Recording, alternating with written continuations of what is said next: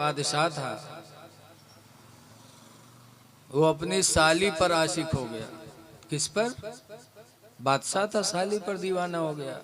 आजकल भी बहुत से ऐसे होते हैं, मेहरुआ के लड़का पैदा हुए तो बलाए ले हैं साली कहीं है, काम करावे खातिर, काम कराओ कराओ धीरे से बहुत पटिया लेते तो के मेहरुआ ठोकर मारे लागत, साली का पटिया ले। ये जमाना आज का नहीं है, बहुत पहले से होता चला रहा। बादशाह ने साली को पटिया लिया, फिर अपने निकाह में लाना चाहा। हजरत ज़करिया से मसला पूछा तो हजरत ज़करिया ने फरमाया एक आदमी के निकाह में दो बहनों का जमा होना हराम है।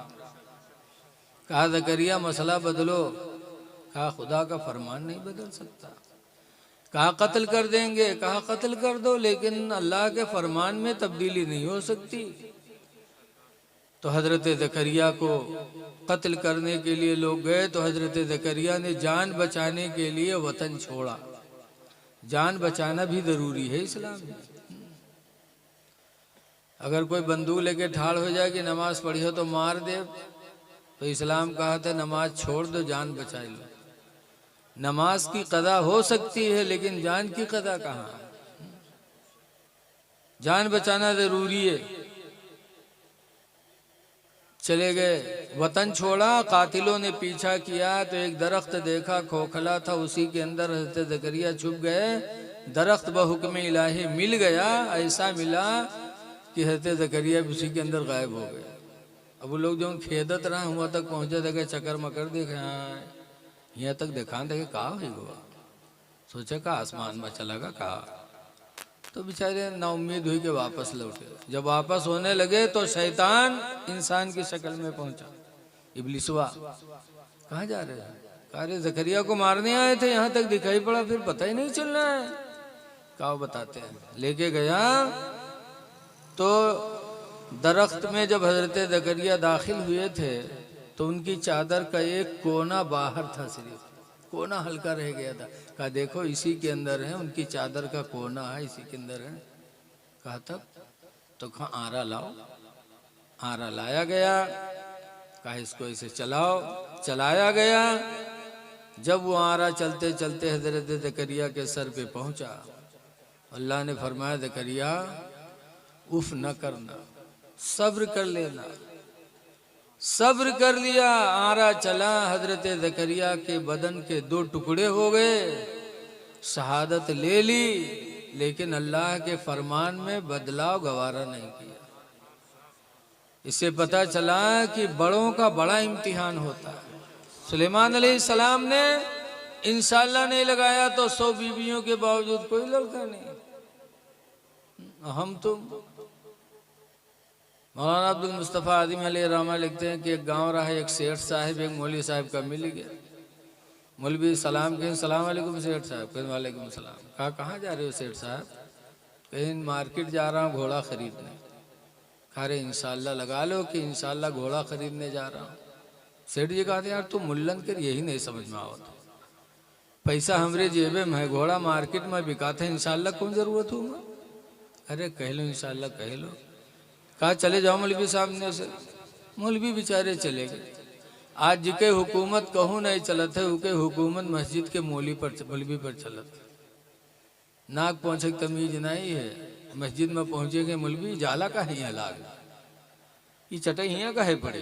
अरे खुदा का घर है, जैसे मौलवी साफ करेंगे सवाब पाएंगे, वैसे आप सवाब साफ करोगे आप सवाब पाओगे।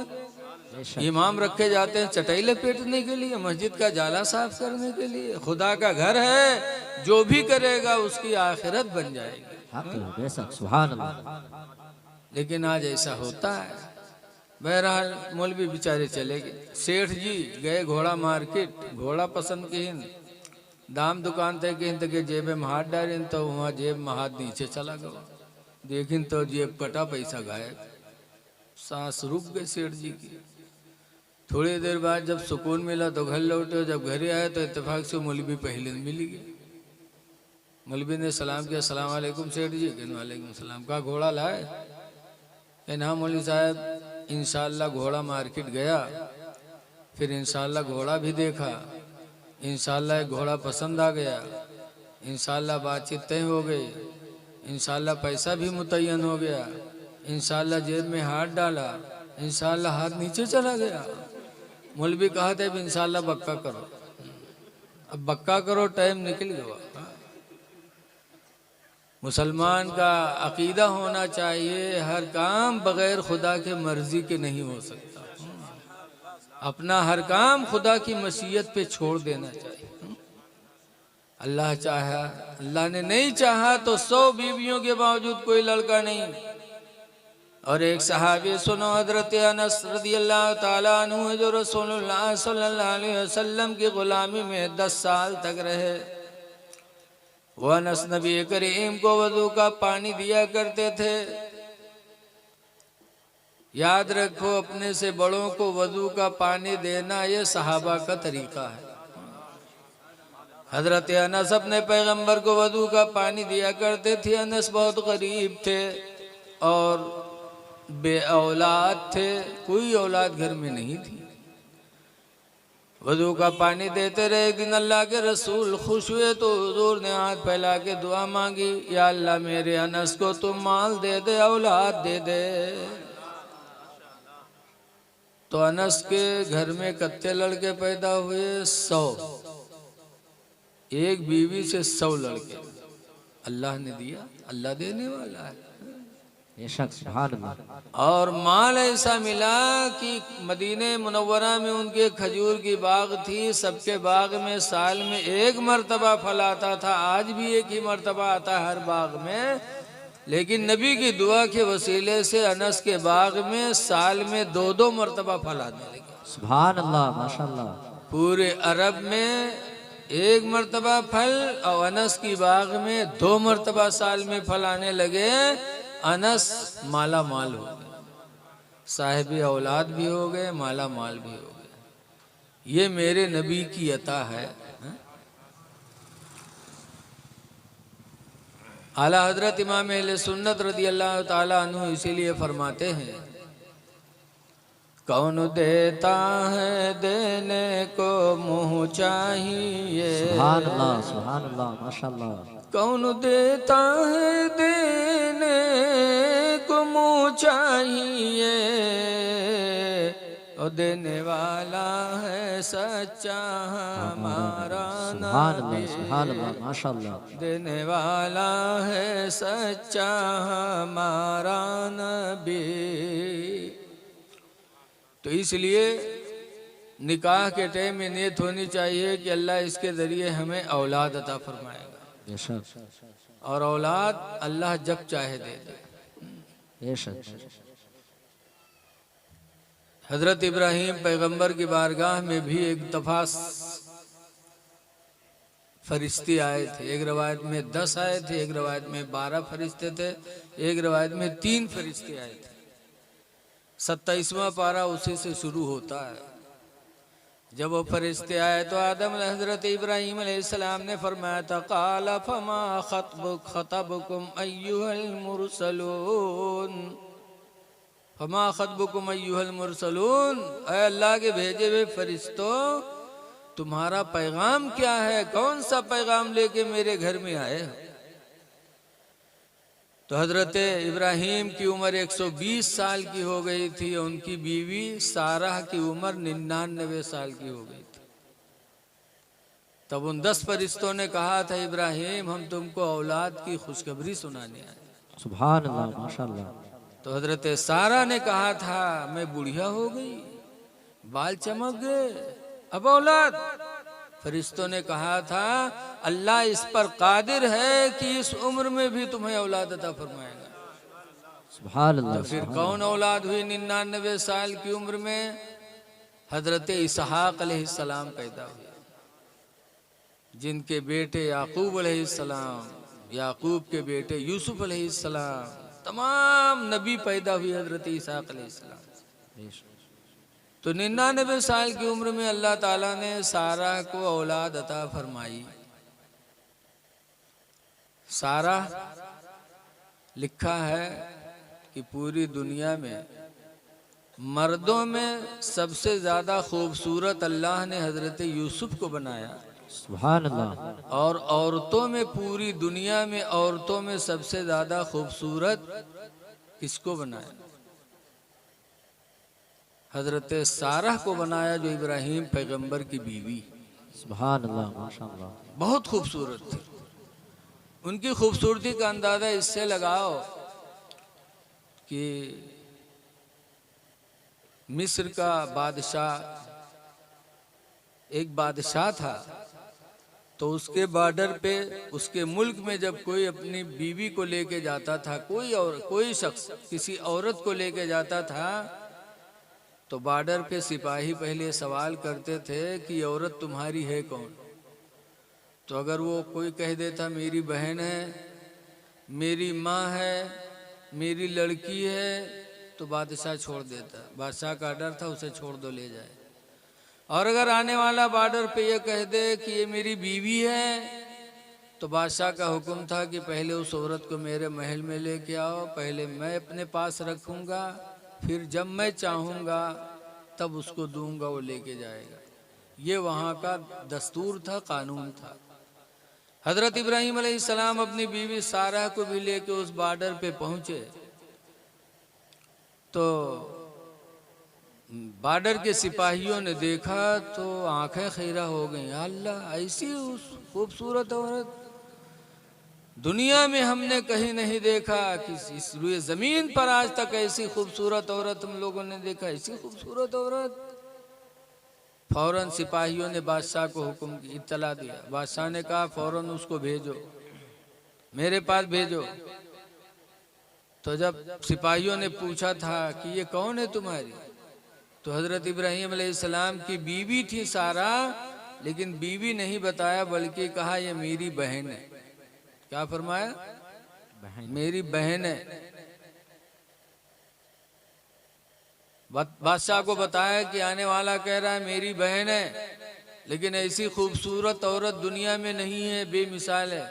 बादशाह ने कहा लाओ उसको, बहन से ही फिर भी लेके आओ। कोई सोच सकता है कि झूठ का है, बोले इब्राहिम अलैहिस्सलाम, ये झूठ नहीं था। बीवी थी रिश्ते के एतबार से और बहन थी ईमानी एतबार से। इसलिए कि इस्लाम में ना हर ईमान वाले आपस में भाई बहन है। तो ईमान के एतबार से इब्राहिम अलैहिस्सलाम ने बहन बताया था, झूठी बोली नहीं बोले थे। लेकिन नहीं माना, जब सारा को कहा बुला के लेके आओ। हजरत सारा गई, इब्राहिम पैगंबर साथ में है। और जब बादशाह के महल के दरवाजे पर पहुंचे लेकर के, तो हजरत सारा को लेने के लिए अंदर से लोग आए कि सारा को अंदर भेजो। जब सारा अंदर जाने लगे तो हजरत इब्राहिम अलैहिस्सलाम रोने लगे।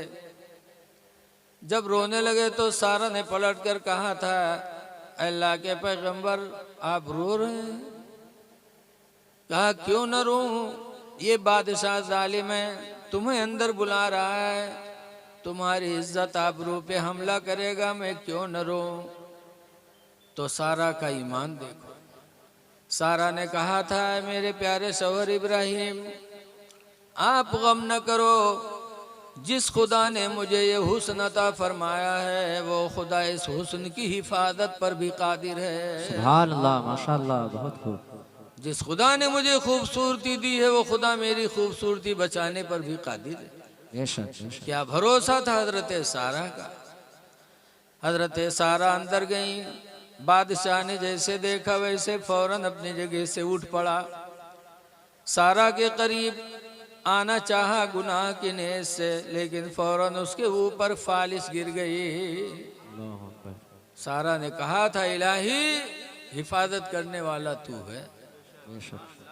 फालिस गिरी तो फालिस जब गिरा था तो देखा तो कौन मेरा आदमी हो जाता है, बोल पाओ थे सही, वो करत है कि नहीं करत है, कोई के होगा तो देखे हुए। अब हाथ ऐसे वो करे। हजरत सारा से उसने माफ़ी मांगा, माफ़ करो माफ़ करो। अल्लाह वालों को रहम बहुत जल्दी आता है। हजरत सारा ने माफ़ कर दिया। जब माफ़ किया तो फौरन वो बादशाह सही हो गया। जब सही हो गया तो फिर सोच इसको बेर बेर थोड़ो हो, वह फिर खसका, जैसे खसका वैसे अल्लाह ताला ने फिर फालिश डाल दिया, फिर वही कैफियत, फिर माफी मांगा, हजरत सारा ने माफ कर दिया। तब बादशाह ने सारा को हजरत इब्राहिम के हवाले कर दिया था। पता चला कि जब इंसान का भरोसा खुदा की ज़ात पर होता है तो अल्लाह ताला हर मैदान में, हर जगह अल्लाह अपने बंदे की मदद फरमाता रहता है। बेशक, सुभान अल्लाह माशाअल्लाह। लेकिन इंसान को सहारा होना चाहिए खुदा की ज़ात पर। बेशक, अल्लाह कुरान में फरमाता, मन यत्तक़िल्लाह, जो अल्लाह से डरेगा, यजअल लहू मखरजा, अल्लाह उसके निकलने का कोई ना कोई रास्ता जरूर बनाएगा।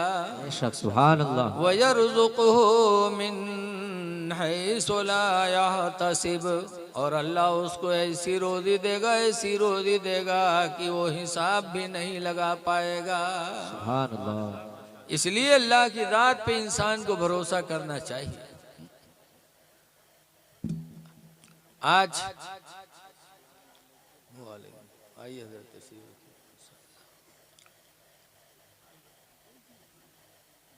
देखिए, निकाह नबियों ने भी फरमाया है, मेरे पैगंबर ने भी निकाह किया है।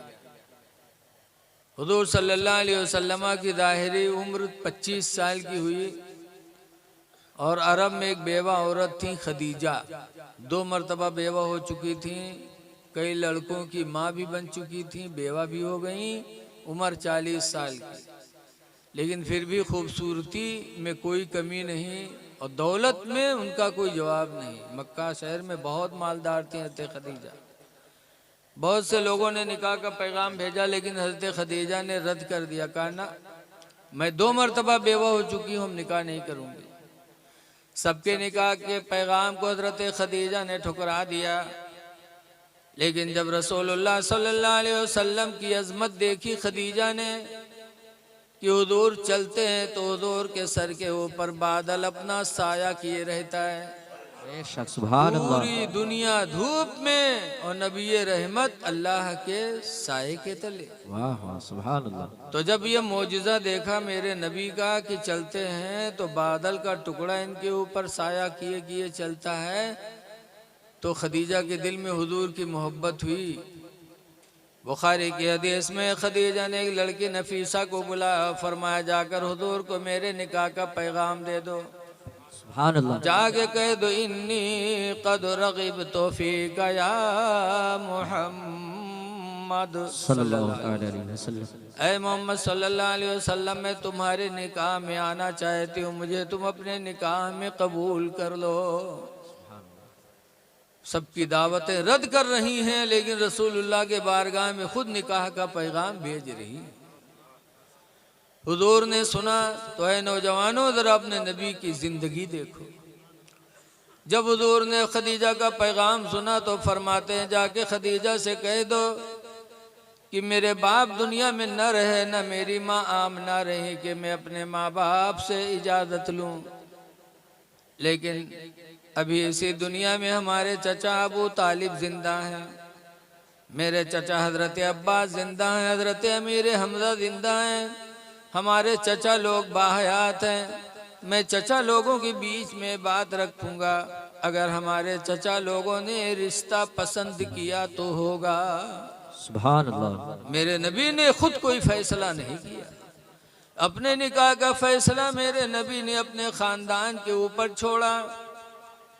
गए, सरकार ने बताया, सारे चाचा लोग बैठे हो, बैठने के बाद खदीजा का पैगाम बताया तो सरकार के बड़े चचा अबू तालिब खड़े हो गए और फरमाते हैं, मेरे भाइयों, मेरे हमजा अब्बास, सुन लो, जैसे मेरा भतीजा मोहम्मद अरब के अंदर बेमिसाल है, इसका कोई जवाब नहीं, ऐसे शहर मक्का में खदीजा भी बेमिसाल है, उस औरत का कोई जवाब नहीं है। सुभान अल्लाह, सुभान अल्लाह। लिहाजा मैं खदीजा के साथ अपने भतीजे का निकाह करता हूँ।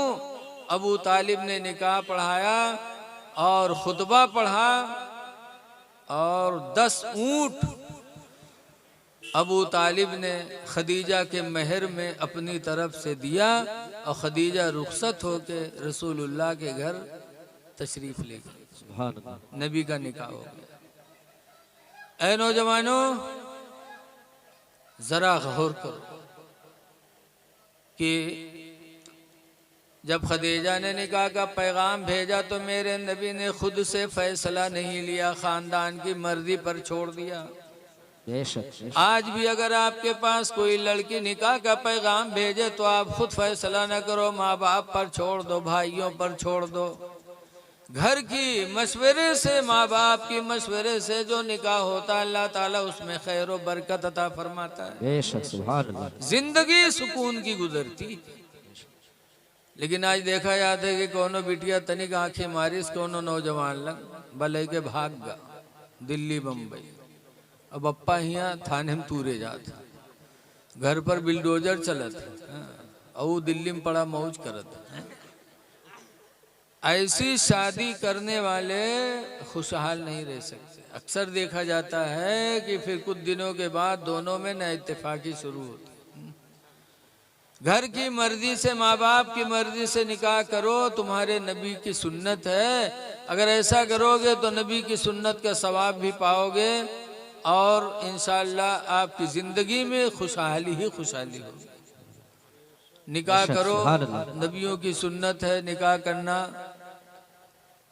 निकाह एक ऐसी इबादत है कि हदीस पाक में अनसिन काला काला रसूलुल्लाह सल्लल्लाहु अलैहि वसल्लम, हजरत अनस फरमाते अल्लाह के रसूल ने इरशाद फरमाया, मन तज़व्वजा, जिसने निकाह कर लिया, फ़क़द इस्तकमल निस्फ़द दीन, तो उसने आधा दीन मुकम्मल कर लिया। सुभान अल्लाह, निकाह किया तो आधा दीन उसने हासिल कर लिया। फलियत्तक़िल्लाह फ़ी निस्फ़िद्दीन, हुजूर फरमाते निकाह के बाद इंसान अल्लाह से आधे दीन के बारे में डरे। यानी आधे दीन के बारे में डरने का मतलब ये कि निकाह करने के बाद हलाल रोजी कमा के अपने बच्चों को खिला दे तो उसने दीन को मुकम्मल कर लिया। सुभान अल्लाह, सुभान अल्लाह, वाह। आधा दीन निकाह से मिलता है और आधा दीन रिज़्क़े हलाल कमा कर बच्चों को खिलाने से इंसान पा जाता है। बेशक सुभान अल्लाह, इसलिए कोशिश करो कि हम अपने बच्चों को हलाल रोजी खिलाएंगे और जैसी नियत करोगे वैसे रोजी पाओगे। बेशक बहुत से भीख मांग के सोचते हैं कि खैबे तो उनका अल्लाह भीख के जरिए देते है। कुछ लोग सोचते हैं चोराए के खैबे तो चोरी से उनका मिलत है। कुछ लोग सोचते हैं मेहनत करके खाएंगे तो अल्लाह ताला उन्हें मेहनत से भी रोजी अता फरमाता है।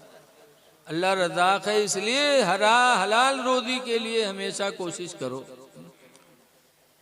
एक सहाबी थे अबू दुजाना, हुजूर के पीछे नमाज पढ़ते थे और फजर में सबसे पहले निकलते।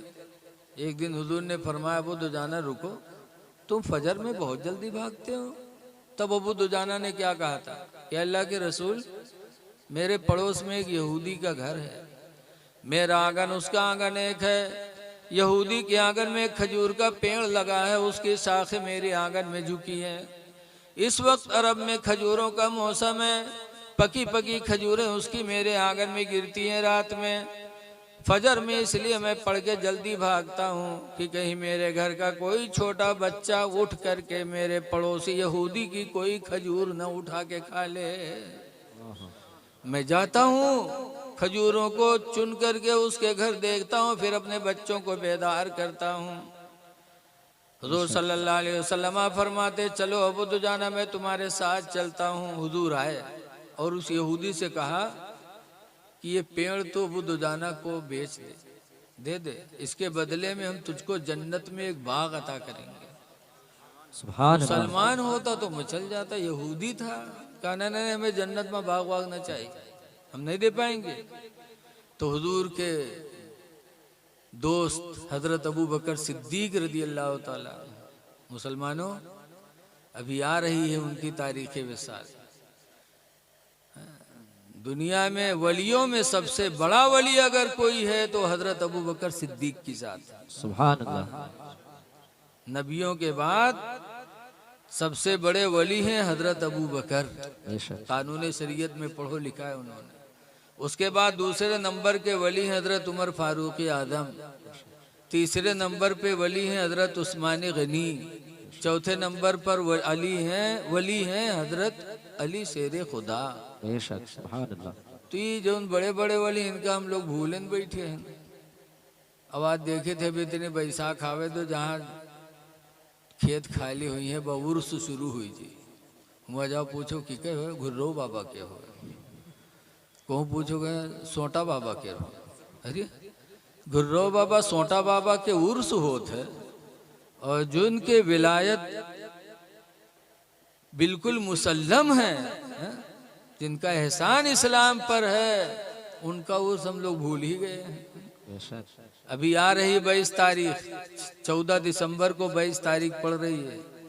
उसी दिन सरकार के दोस्त हजरत अबू बकर का विसाल का दिन है।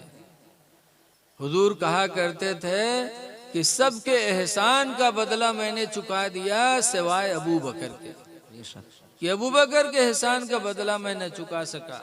वो हजरत अबू बकर साथ में थे।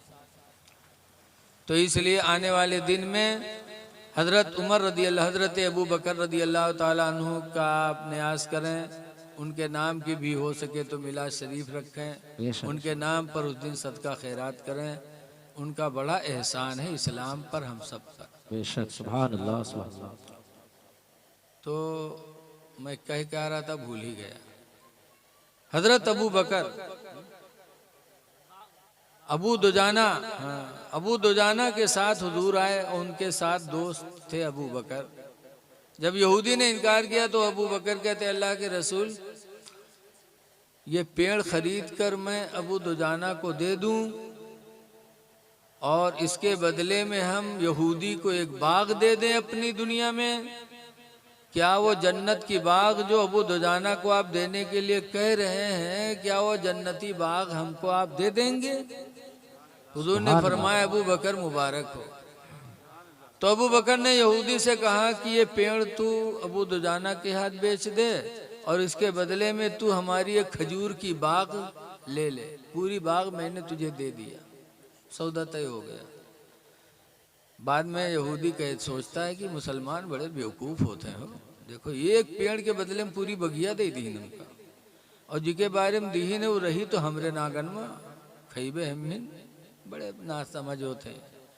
लेकिन जब रात हुई लोग सो गए और जब सुबह हुई यहूदी उठा तो क्या देखता है कि जो पेड़ उसके आंगन में लगा था, जिसका सौदा हुजूर ने अबू दुजाना से करवाया, वो पेड़ उखड़ करके अबू दुजाना के आंगन में लगा हुआ है। वाह सुभान अल्लाह सुभान अल्लाह। बेशक तब यहूदी ने कहा कि जिसकी शान इतनी बुलंद हो कि जिसके इशारे पर पेड़ चला करे, कि सौदा कर लिया तो पेड़ उखड़ के उनके आंगन में लग गया। खुदा की कसम जिनका मौजिजा इतना बुलंद हो उनकी रिसालत कभी झूठी नहीं हो सकती। सुभान अल्लाह। बेशक तो यहूदी कलमा पढ़ करके मुसलमान हो गया। अब यहाँ दो बातें गौर करो कि देखो हलाल रोजी का जज्बा सहाबा के अंदर कितना था कि एक खजूर भी गवारा न किया कि मेरा बच्चा पड़ोसी का खा ले। और दूसरी बात यह है कि चाहे हिंदू हो चाहे मुसलमान हो, किसी का माल हड़पना जायज नहीं। अगर ये होता कि यहूदी है खाते रहो तो अबू दुजाना क्यों आते, और चले थे तो अल्लाह के रसूल कहते थे छोड़ो हटाओ खाते रहो यार यहूदी का है। लेकिन नहीं, न सहाबी ने खाना गवारा किया, न मेरे नबी ने इजाजत दिया। इसलिए लोगों चाहे हिंदू हो चाहे मुस्लिम हो, किसी का माल गलत तरीके से मत हासिल करो, किसी को धोखा न दो, किसी की बेईमानी न करो, किसी का माल न हड़पो। न सहाबा ने इसकी इजाजत दी है न नबी ने इजाजत दी है।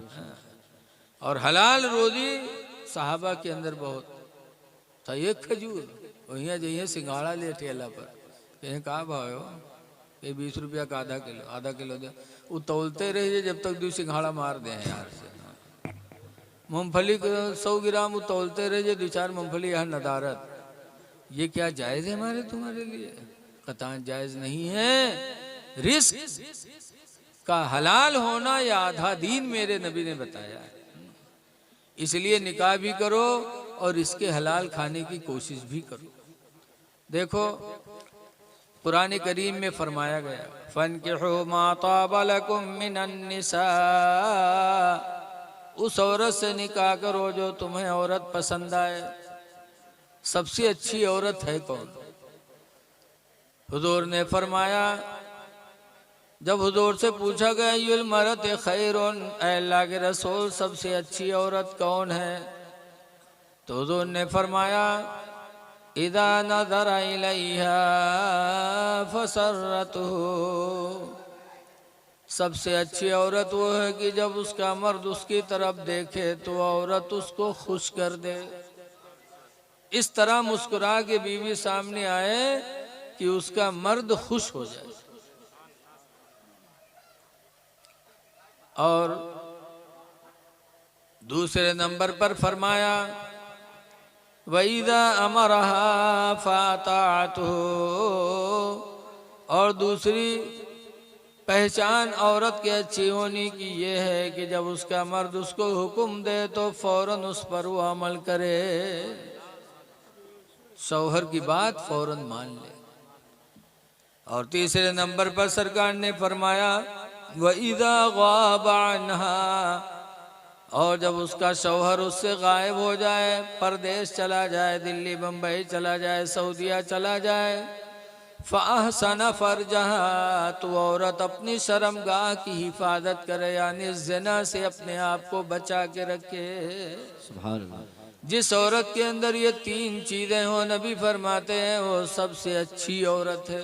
सुभान अल्लाह, इसीलिए हुजूर एक हदीस में फरमाते, अलमरतु इज़ा सल्लत खम्सहा, जो औरत 5 वक्त की नमाज अदा कर ले, वसामत शहरहा, और रमज़ान का रोज़ा रख ले, वअताअत बालहा, और अपने शौहर की फरमा बरदारी कर ले, सुभान अल्लाह, वअहसन फरजहा, और अपनी शर्मगाह की ज़िना से हिफाजत कर ले, फलतदखुल मिन अय्यि अब्वाबिल जन्नति शाअत, तो औरत क़यामत के दिन जन्नत में जिस दरवाज़ा से चाहेगी दाखिल हो जाएगी। सुभान अल्लाह, सुभान अल्लाह, अल्लाह क़यामत के दिन जन्नत के सारे दरवाजे उस औरत के लिए खोल देगा। जिस दरवाजे से चाहेगी वो जन्नत में चली जाएगी। इसलिए हमारी माँ बहनों को चाहिए कि नमाजों की भी पाबंदी करें और अपने शौहरों की फरमा बरदारी भी करें। सुभान अल्लाह, लेकिन आज जाहिलियत है जिसकी बुनियाद पे मर्द अलग कहा थे वो अलग कहा था, एक दूसरे की तरफ कोई रुझान नहीं है। लेकिन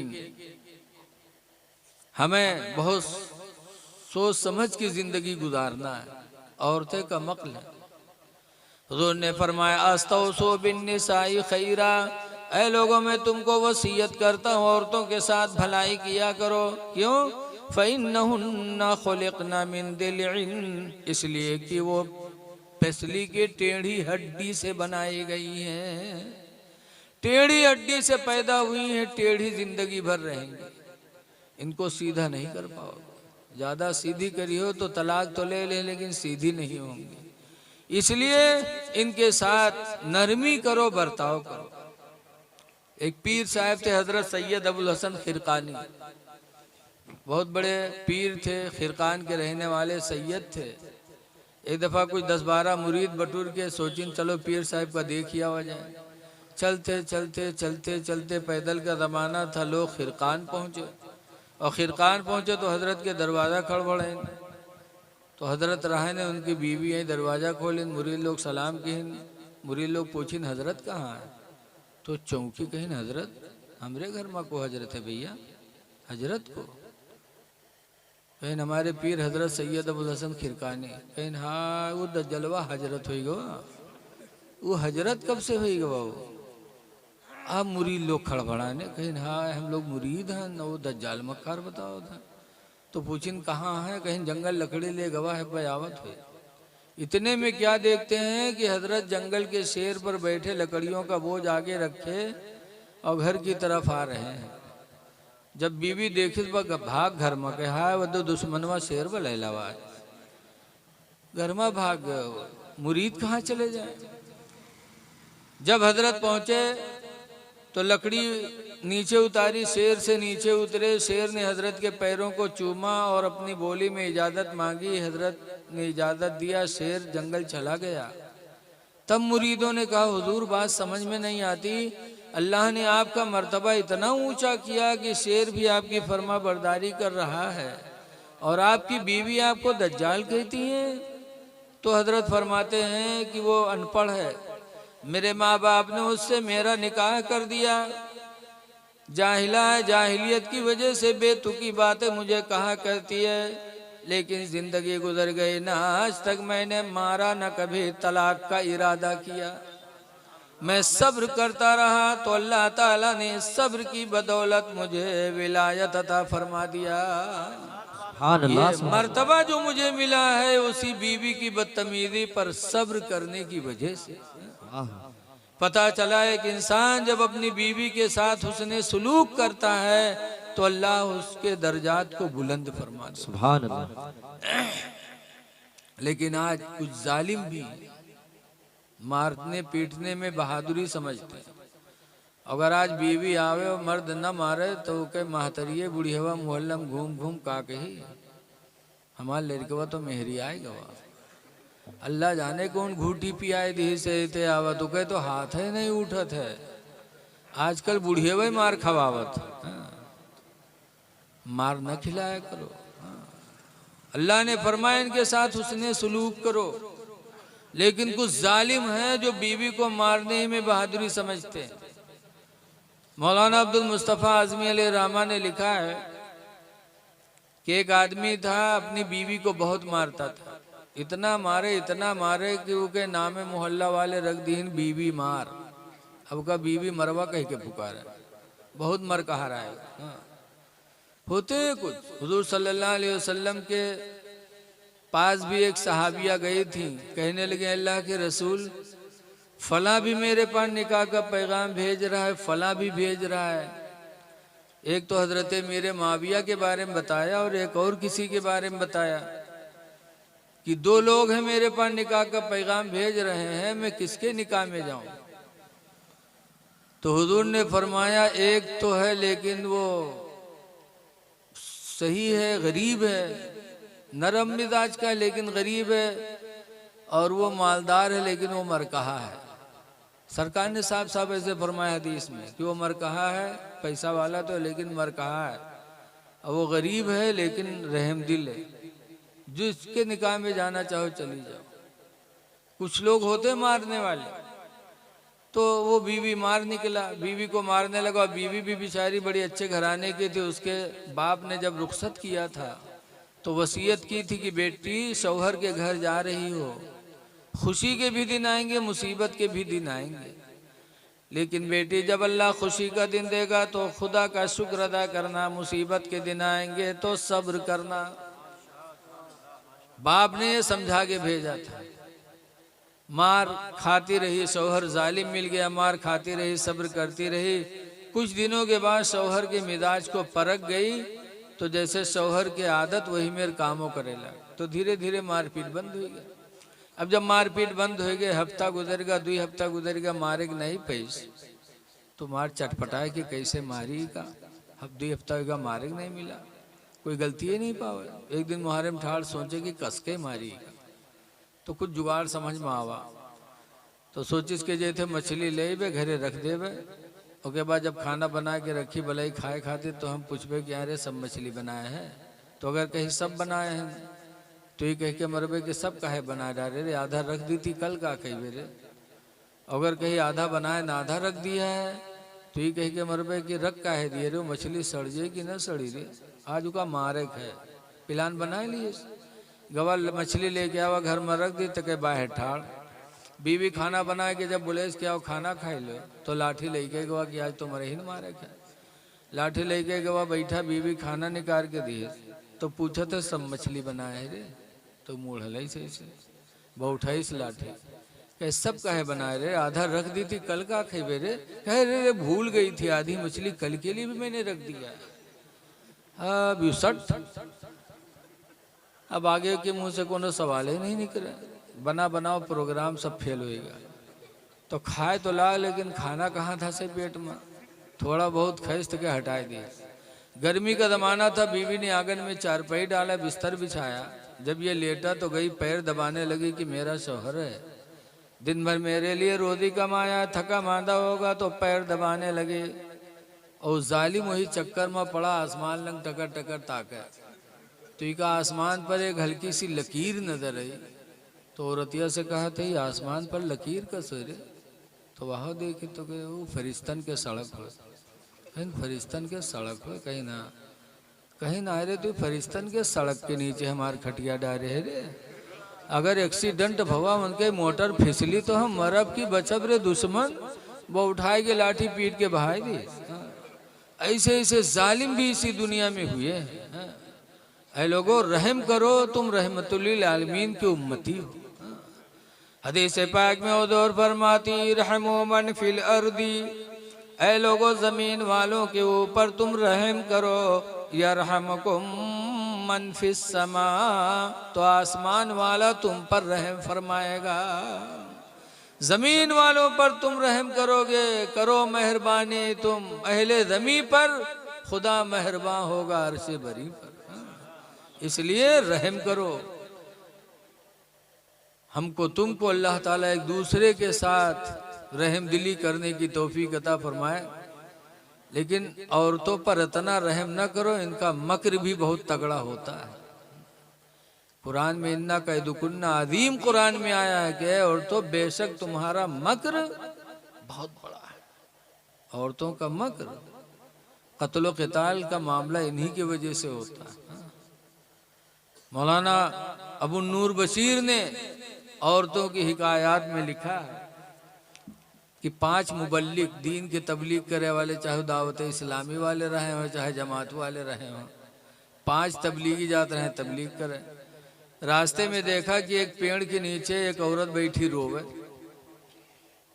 खेत में। तो उन मुबल्लिगों को तरस आया, यार आबादी के बाहर एक औरत पेड़ के नीचे रो रही है, चलो इसकी खैरियत पूछी जाए, इसकी मुसीबत में सहारा बना जाए। फिर कहीं छोड़ो यार, औरत के मामला छोड़ो, चल दीन सब। लेकिन एक नहीं मानी, इसके ना यार, ये इंसानियत के खिलाफ है। एक इंसान रो रहा है और एक इंसान देख के चला जाए, नहीं हम जाएंगे और उससे पूछेंगे और उसकी मुसीबत में सहारा बनेंगे। तो बेचारे अल्लाह वाले थे, चले गए।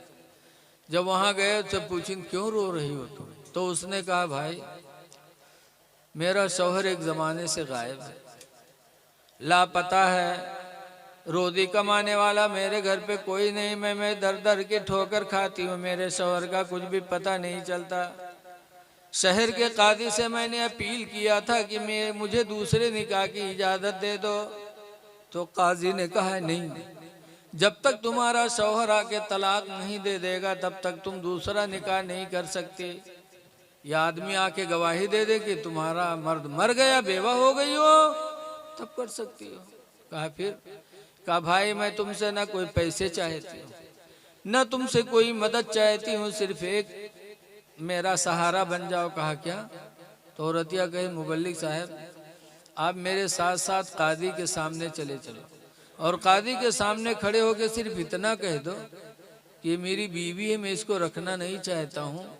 ये कह के तुम तलाक दे दो, समझेगा इसके शौहर ने तलाक दिया है, तो फिर वो मुझे दूसरे निकाह की इजाज़त दे देगा। सिर्फ इतना कह दो चल के कि मेरी बीवी है, मैं रखना नहीं चाहता हूँ, ये कह के तलाक दे दो। मुबल्लिग साहब सोचे नहीं यार ये तो साफ साफ झूठ है, लेकिन फिर सोचे कि झूठ बोल देंगे कि इंसान की इंसानियत की बात है, इसकी ज़िंदगी का मामला है। सोचा बाद में अल्लाह से माफ़ी मांग लेंगे। तो चले कहीं, चलो चली गए साथ में। कादी साहब के सामने खड़े हुए, औरतियों खड़े हुए। कादी साहब ने पूछा क्या मामला है? तो मुबल्लिग साहब ने बताया मेरी बीवी है। कहा फिर? कहा बहुत कमीनी है, बहुत नालायक है, बहुत उठाई गिरी ने, मैं इसको रखना नहीं चाहता हूँ। बीवी से पूछें तो कहें ठीक है साहब, जो हम कमीनी हैं, नालायक हैं, नए रखने के लायक है तो छोड़ दें। तो कादी साहब ने कहा भाई तुम्हारी मर्जी। बस मुबल्लिग साहब ने झटाझट उसे 3 तलाक दे दिया, तलाक दिया, तलाक दिया, तलाक दिया। उसके बाद चल पड़े कादी साहब वहाँ से। जब कादी साहब के सामने से चल दिए मुबल्लिग साहब। जब चले तब औरतिया काजी साहब से कहते सर मैं कमीनी थी, नालायक थी, इनके लायक नहीं थी, इन्होंने मुझे तलाक दे दिया, कोई बात नहीं, लेकिन 25,000 रुपया जो महर बंधा रहा महर तो दे दे हमार। काजी साहब ने कहा इधर आ, इसका महर दे 25,000 रुपया। अब मुबल्लिक साहब खड़खड़ाने तो औरतिया लग आंखें मारी, कहीं कहा था, कहीं कहित का है जो हम नालायक हन, उठाई गिरी हन, तुम्हारे लायक नहीं हन, तुम छोड़ दियो तो 25,000 रुपया महर जो बता रहा है उसका तो दे दो। कहीं सोच लियो, कहीं बहुत सोचा है, इतने दिन सोचबे करे। अब काजी मुबल्लिक साहब सोचा थे कि अगर कहते झूठ है तो 420 में बंद हुई। तब मुबल्लिक साहब ने कहा काजी साहब 2 घंटे की इजाज़त दे दो, मोहलत चाहता हूँ 2 घंटे की। कहा ठीक है जाओ। आए बेचारे जो बिगहा 2 बिगहा जमीन रही बेचिन बाचिन तके लेके के 25,000 रुपया दी, तब जान छुटी। तो कुरान ने जो फरमाया औरतों का मकर बड़ा तगड़ा है, इसलिए औरतों से होशियार रहना भी जरूरी है। इसीलिए सूरह तगाबुन में अल्लाह फरमाता या अय्युहल्लज़ीना आमनू, ईमान वालो, इन्ना मिन अज़वाजिकुम, बेशक तुम्हारी बीवियां, व औलादिकुम, और तुम्हारे लड़के, अदुव्वन लकुम, ये दोनों तुम्हारे दुश्मन हैं। अल्लाह कहता है बीवी तुम्हारी दुश्मन है, तुम्हारे लड़के तुम्हारे दुश्मन हैं, इन दुश्मनों से हमेशा होशियार रहना। बीवी भी दुश्मन है, आएगी घर में तो माँ से दूर करा देगी, बाप से दूर, भाई बहन से दूर। अपने अब्बा के यहाँ अब्बू कहू है, अपने अम्मी के यहाँ अम्मी कहू है, और बड़े प्यार से मर्दबा कहे अपने ससुर का अब्बू अब्बू, और बप्पा कहीं अपने बुढ़ौआ कहीं। जब तक के शादी न हुई तब तक तो अपने अब्बा कहीं बड़े प्यार से कहीं अब्बू, अम्मी का अम्मी, और जहाँ शादी भय किस्मत जहाँ आई और काने फूकिन की बुढ़िया बुढ़वा पूछे कब तक परे रही हो, बस फौरन मामला खत्म। औरतों के मकर में ना आना, इनके साथ हुस्ने सुलूक करो लेकिन इनकी बातों में मत आना। वरना आज देखा जाता है कि सुबह हुई तो कहीं आज हमारे पेट पिरा थे, जाओ पान बासी वासी खा लो, जाओ दुकान खोलो। वो बेचारा बासी वासी खा के चला जाए दुकान खोल ली, बाद में ही ताज़ा नाश्ता बनाए खाई है, तो के मोहल्ला में घूम घूम पंचायत करी है, हंसी हैं खेली हैं। और जब शाम हुई जनिए कि हमारे आदमी के आवे के टाइम होगा, बस मुँह कुप्पा तना फुला घर में बैठ जाऊँ। अब वो जब शाम के लौटी निरहा दरसा तो ना अब्बक ढूंढी, ना अम्मा का, ना लड़का, ना बिटिया, ना भाई, ना बहन। फौरन एहतियात के गुडुआ कम्मी कहाँ होगी, कहाँ है गुडुआ कम्मी, लागे थे कयामत आई जाते बगैर रुके। और जब न पहिया घर में घुसी, और घर में घुसे तो देखिन हुआ मुँह कुप्पा तना फूला। अब बड़ी हिम्मत के हाथों लगन कहीं कहा बत गुरु में क्या मांगता भागो, इतनी जोर से हड़कावत है लेकिन फिर भी उनका गुस्सा न है। तब हूँ खींच काढ़ी के कहा बात गुरु में, कहा बात का है गुस्सा, कहीं सुन, या तो भैबक ले करो अपने, या तो हमका ले करो। कहीं कहा है, कहीं तोर भैया आज हमका गाली दी से, तो भैबक ले करो हमका ले करो, गाली दी से लाओ लाठी कहाँ है। अब बताओ दिन भर दुकान बेची से, ठेला घड़ी इसी से रोड पर, तो शाम के आवा है तो चोड़ेली लाठी पकड़ा दी। ये मक्र है, बीवियों के चक्कर में आके भाइयों पे लाठी न चलाओ। हुजूर फरमाते ला युमिनु अहदुकुम, तुम में का कोई ईमान वाला नहीं होगा, हत्ता युहिब्बा लिअखीहि मा युहिब्बु लिनफ्सिहि, यहाँ तक कि अपने भाई के लिए वही पसंद करे जो अपने लिए पसंद करे। जो अपने लिए पसंद करो वही अपने भाई के लिए, तब तो ईमान मुकम्मल है, वरना ईमान ही तुम्हारा अधूरा है। इसलिए शादी ब्याह करो, लेकिन जो अल्लाह ने फरमाया, अल्लाह के रसूल ने कि औरतों के साथ हुस्ने सुलूक करो, वो करो, लेकिन इनके मक्र से भी बचते रहो। आखिरी गुजारिश आपसे ये है कि देखो, एक मदीने मुनव्वरा में एक साहब थे, हुजूर के पीछे नमाज पढ़ते थे, जिनका नाम था सोलबा, और हर नमाज में सबसे पहले निकलते थे, फजर में सबसे पहले, जोहर में, असर में, मगरिब में। लोगों ने शिकायत किया अल्लाह के रसूल सोलबा को बड़ी जल्दी रहती है, तो हुजूर ने रोका, कहा सोलबा इतनी जल्दी क्यों करते हो। तब सोलबा का जवाब सुनो, कहा था या रसूल अल्लाह सल्लल्लाहु अलैहि वसल्लम, बड़ी गरीबी है, यही एक जोड़ा कपड़ा है, इसको मैं पहन कर नमाज पढ़ने आता हूँ, फिर यहाँ से जल्दी जाता हूँ, यही कपड़ा उतार कर बीवी को देता हूँ, तब बीवी नमाज पढ़ती है। बड़ी गरीबी के दिन एक ही जोड़ा है जिसमें मेरी भी जिंदगी बसर हो रही, मेरी बीवी की भी बसर हो रही है, इसलिए जल्दी करता हूँ ताकि मेरी बीवी की नमाज न छूटने पाए। ऐ नो मुसलमानों, जरा गौर करो, आज वो तंगदस्ती नहीं है। नबी के ज़माने में इतनी तंगी परेशानी, लेकिन लोगों की एक जोड़े में न बीवी की नमाज छूटती न शौहर की नमाज छूटती थी। और आज अल्लाह ने हमको तरह तरह के जोड़े दे दिए, तरह तरह की आसाइशें अल्लाह ने दे दी हैं, लेकिन फिर भी हमारी नमाजें छूटती जा रही हैं। इसलिए गुजारिश है कि नमाजों की पाबंदी करो, मस्जिदों को आबाद करो। बगैर नमाज के खुदा आपसे राजी नहीं होगा। इसलिए आप नमाजों भी पढ़ो, नमाजों को भी पढ़ो और हलाल रोजी खाओ, और निकाह में तमाम फजूल खर्चियों से बचो। आज देखो जहेदी का मामला देख लो, अल्लाह की ज़ात से भरोसा उठ गया, लोग मांगते हैं। कुरान का वादा है, अल्लाह फरमाता है वनकिहुल अयामा मिनकुम, जो शादीशुदा न हो उससे तुम निकाह कर लो, वस्सालिहीन मिन इबादिकुम, और ऐ लड़कियों तुम उस नौजवान से रिश्ता कर लो जो सालेह हो, नेक हो, अगरचे तुम में किसी का गुलाम ही क्यों न हो। व इमाइकुम, और ऐ लड़को उस लड़की से निकाह कर लो जो नेक हो, चाहे तुम में किसी के यहाँ नौकरानी ही क्यों न हो। इन यकुनो फुकरा, अगरचे वो फ़कीर हो, गरीब हो, गरीबी फ़कीरी न देखो, नेक देख के रिश्ता कर लो। युगनिहुमुल्लाहु मिन फ़ज़लिही, अल्लाह अपने फजल से उन्हें मालदार बना देगा। सुभान अल्लाह। निकाह में गरीबी न देखो बल्कि नेक देख के रिश्ता कर लो, अल्लाह ताला चाहेगा तो तुम्हारी गरीबी को दूर करके अमीरी की शक्ल में बदल देगा। इसलिए हमेशा रिश्ते के टाइम में देखो, हुजूर सल्लल्लाहु अलैहि वसल्लम की बेटी फातिमा थी, सबसे चहीती थी, लेकिन अली से निकाह किया, और अली का मदीने में कोई घर भी नहीं था। इतना गरीब कोई को देखो के घर ना हो, हजरत अली का कोई घर नहीं था। इसीलिए फातिमा की शादी हो गई, और फातिमा के निकाह के बाद 2 साल तक फातिमा की रुखसती नहीं हुई। मदीने में बातें होने लगी, क्या मामला है, अली का निकाह हो गया, रुखसती नहीं कराए फातिमा की। एक दिन लोगों ने हजरत अली से कहा कि आपकी शादी हो गई, रुखसती क्यों नहीं कराए, 2 साल हो गया। तो अली ने कहा था कहाँ ले आऊं, मेरे पास तो रहने का घर भी नहीं है। तब मदीने के एक अंसारी खड़े हुए थे, उन्होंने कहा था अली, मदीने में हमारे 2 घर हैं, एक खाली पड़ा, एक में मैं रहता हूँ, दोनों घरों को तुम देख लो, जो घर तुमको पसंद आए वो घर मैं आपको नजराना देता हूँ। सुभान अल्लाह, माशाअल्लाह। ये नहीं कहा जो उन खाली पड़ा हूँ मैं जाके ला रहा हूँ, कहा जो देख लो पसंद हो मैं तुमको नजराना देता हूँ। मदीने की उस अंसारी ने अपना घर हजरत अली को नजर किया, तब हजरत फातिमा की रुखसती हुई। सुभान अल्लाह। तो हुजूर ने अली की दौलत नहीं देखी थी, ना अली का की जायदाद देखी थी, सिर्फ हुजूर ने अली का इल्म व अमल देखा था।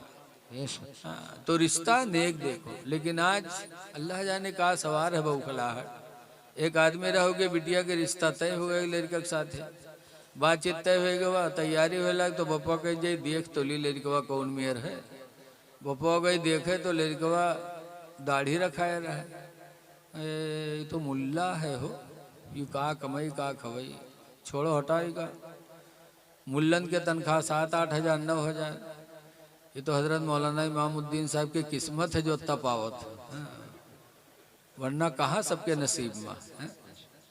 छोड़ो हटा यार, ये मौलवी मौलाना है, कत्ता कमाई का खवई, कोनो पैंट बुशट वाला ढूंढो तो मिल गया पैंट बुशट वाला, जो जैसे ढूंढो तो कोई वैसा मिल जाता है। मिल गया पैंट बुशट वाला, शादी की तारीख तय हो गया। जब वो तारीख है उसका दुल्हा बनावे लोग चले, तो पहले ज़माने में दुल्हा का नौहावत रहे सब, तो का नौहावे चले तो के पैखाना लग गया।